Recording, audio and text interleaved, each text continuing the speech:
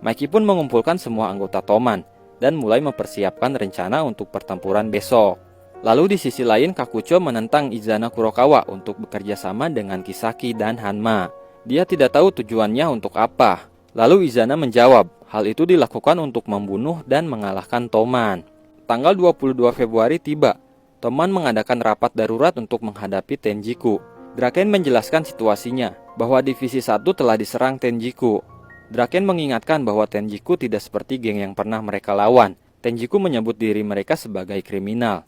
Jadi mereka akan menggunakan cara licik seperti menggunakan senjata. Lalu Hakai berteriak dan mengatakan Toman harus menggunakan cara licik juga. Kapten Divisi kedua dan keempat telah diserang. Mereka tidak sadarkan diri dan berada di rumah sakit.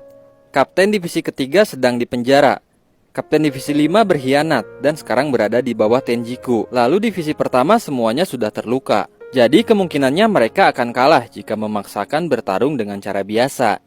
Hakai ingin Toman bertarung dengan cara licik juga seperti Tenjiku. Semua anggota Toman setuju dengan Hakai. Tapi Peihan menentangnya. Dia mengatakan Pachin ditangkap karena menggunakan senjata. Peihan juga sempat menggunakan senjata untuk menusuk Draken. Tapi akhirnya dia disadarkan oleh Maiki.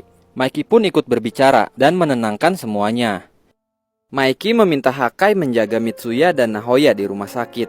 Jika mereka berdua membuka mata dan ingin pergi ke pertempuran, Hakai harus menahan mereka berdua.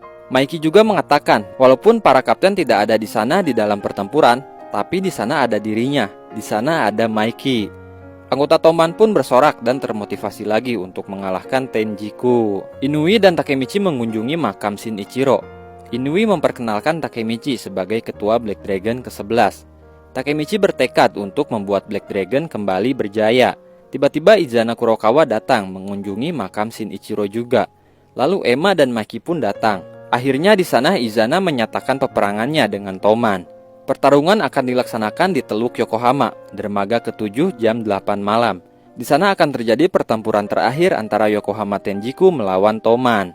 Lalu di lain tempat ada Kisaki membawa tongkat baseball. Dia akan melakukan tindakan kotor dengan tangannya sendiri, entah untuk menyerang siapa.